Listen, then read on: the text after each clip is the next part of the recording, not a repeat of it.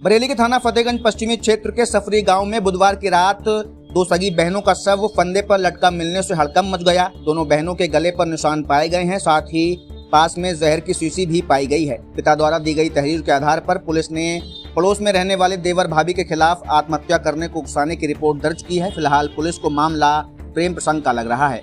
मूल रूप से भोजीपुरा थाना क्षेत्र के गांव मुकुंदपुर निवासी उत्तम चंद काफी समय से अपनी ससुराल गांव सफरी में परिवार के साथ रहते हैं। उत्तम चंद ने पुलिस को बताया कि वो अपनी पत्नी के साथ बुधवार की दोपहर खेत में काम करने के लिए गए थे। शाम को 7 बजे वो खेत से वापस आए तो उनकी दोनों बेटियां फंदे पर लटकी मिली। सूचना पर पहुंची पुलिस ने देखा कि घर का दरवाजा खुला हुआ था।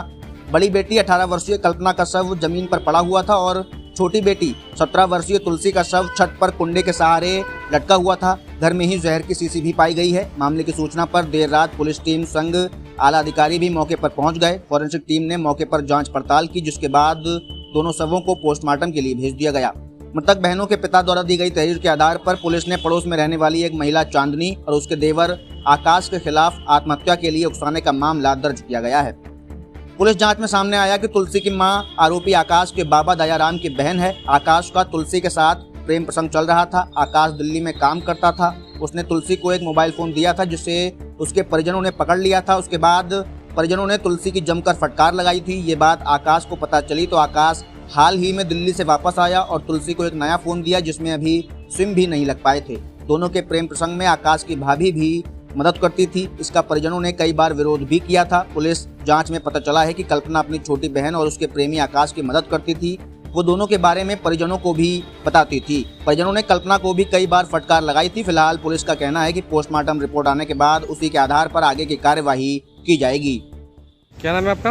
उत्तम चंद। उत्तम सिंह, दो बेटियों की आपकी लाश मिली है घर में आपके कुंडे से लटकी हुई। वैसे क्या पूरी बात थी, किस वजह से ये हादसा हुआ?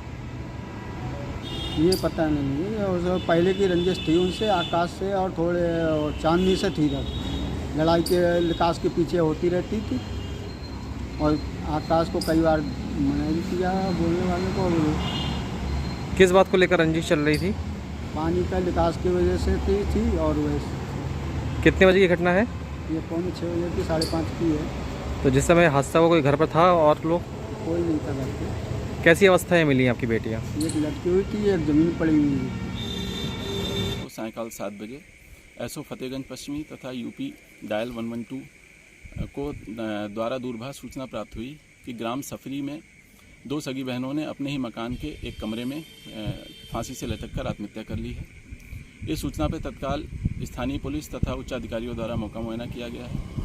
एक शव फंदे पर लटका हुआ था तथा दूसरा शव जमीन पर पड़ा हुआ था। दोनों शवों को कब्जे में लेकर पंचायतनामा पोस्टमार्टम की कार्रवाई प्रारंभ की गई है। मृतकाओं के पिता के तहरीर पर पड़ोसी तथा दूर के रिश्तेदार आकाश व चांदनी को नामजद करते हुए मुकदमा आत्महत्या के दुष्प्रेरण का दर्ज किया जा रहा है। जो भी तथ्य विवेचना उपरांत आते हैं, उस पर आवश्यक विधि कार्रवाई की जाएगी।